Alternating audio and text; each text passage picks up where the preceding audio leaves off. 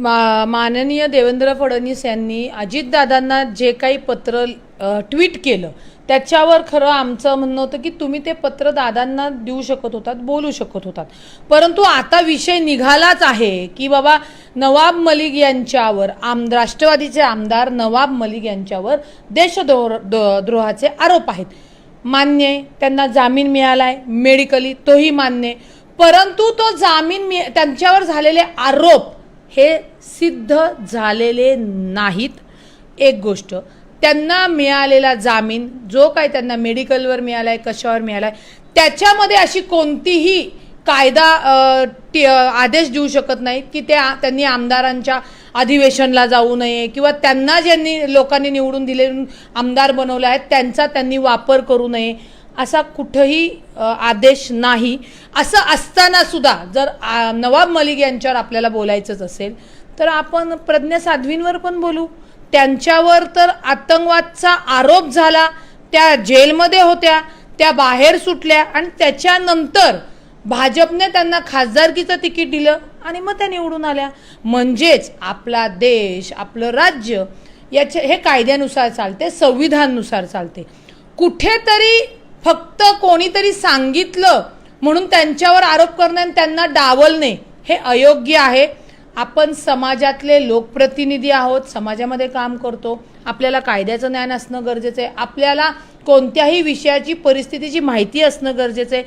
ती जर माहिती असेल तर हे असे जी कुरगुडी जे कोणाला करायला लावतात किंवा मला तर असं वाटतं की देवेंद्र फडणवीस साहेबांना ही चुकीची माहिती कोणतरी दिली असेल.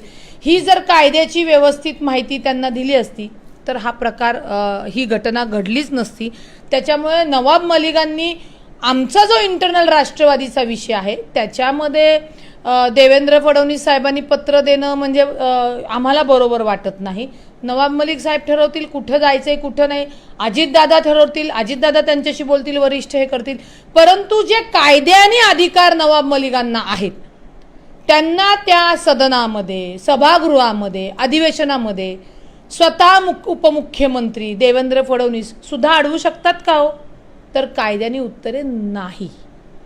आणि त्यांनी केल्यानंतर बाकीची लोक जर विनाकारण तोंडसुख घेणार असतील आणि काही विचित्र पद्धतीने बोलणार असेल तर आम्हाला आमच्या आमदाराची किंवा आमची भूमिका ही त्यांना त्यांच्याच भाषेत सांगणं गरजेचं आहे. ताई, जरी तुम्ही युतीत असाल तरी एखाद्या पक्षाने वैयक्तिक काय निर्णय घ्यायचा त्या सरकारमध्ये त्यांना सहभागी घ्यायचं का, अशा पद्धतीने सांगणं कितपत योग्य वाटतं? नाही, अयोग्यच आहे. आणि आम्ही त्यांना सांगितलेलं आहे, इव्हन आम्ही दादांना सुद्धा यत्न हे केले की नवाब मलिक साहेबांचा आणि तुमचा जो निर्णय आहे आम्हीही सांगू शकत नाही कार्यकर्ते, तसा युतीत आहोत म्हणून दुसऱ्या पक्षातल्या घटकांनी तो सांगू नये.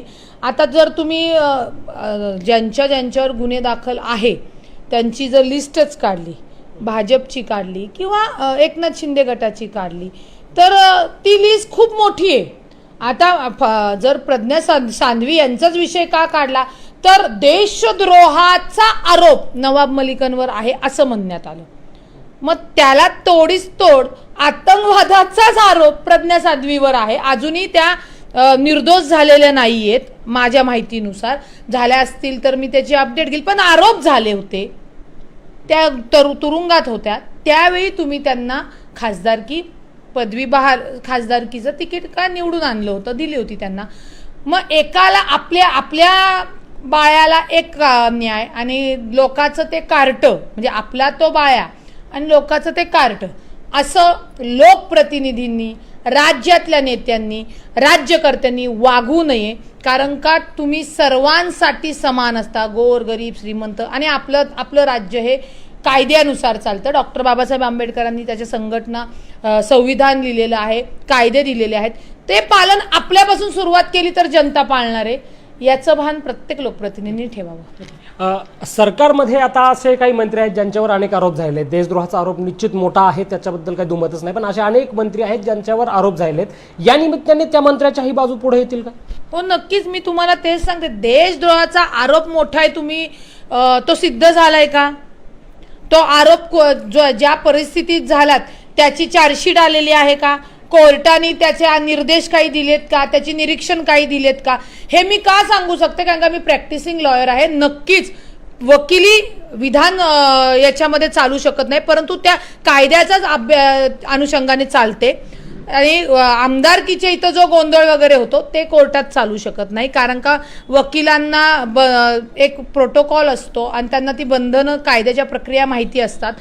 त्याच्यामुळे ज्या ज्या भाजपमध्ये किंवा आमच्या युतीमध्ये ज्या ज्या नेत्यांवर जे जे आरोप आहेत, आम्ही त्या आरोपांवर बोललेलोच नाहीये ना. युतीमध्ये आल्यावर बोललेलोय, समजा युतीच्या बाहेर जरी होतो तरी बोललेलो नाही आहोत, कारण का कायद्याने त्यांच्यावर आरोप झाले, त्यांच्यावर कारवाई झाली, ते जोपर्यंत सिद्ध होत नाही गुन्हेगार म्हणू शकत नाही. याचं ज्ञान अजितदादा गटाच्या सर्व लोकप्रतिनिधींना, कार्यकर्त्यांना आणि पदाधिकाऱ्यांना आहे. या पत्रामुळे कुठेतरी राष्ट्रवादी आणि भाजपमध्ये जे काही संबंध आहेत ते बिघडतील असं वाटतं का? कारण असं पब्लिकली लेटर लिहिणं हे कुठेतरी कार्यकर्त्यांना आवडलेलं दिसत नाही. नाही, आम्हाला आवडलेलंच नाहीये, परंतु संबंध वगैरे काय बिघडण्याचा विषय येत नाही याच्यामध्ये. आणि तसं माननीय अजितदादा आणि देवेंद्र फडणवीस त्यांच्यामध्ये ती चर्चा होईल. यापुढे महायुतीमध्ये असता, म्हणजे महायुतीत आहोत, आमच्या घटक पक्षांनी थोडंसं आमच्या बाबतीत बोलताना त्याची पूर्ण माहिती घेऊन कायद्याचा अभ्यास करून बोललं तर बरं पडेल. म्हणजे ही अशी परिस्थिती पुन्हा निर्माण होणार नाही अशी आम्हाला अपेक्षा आहे.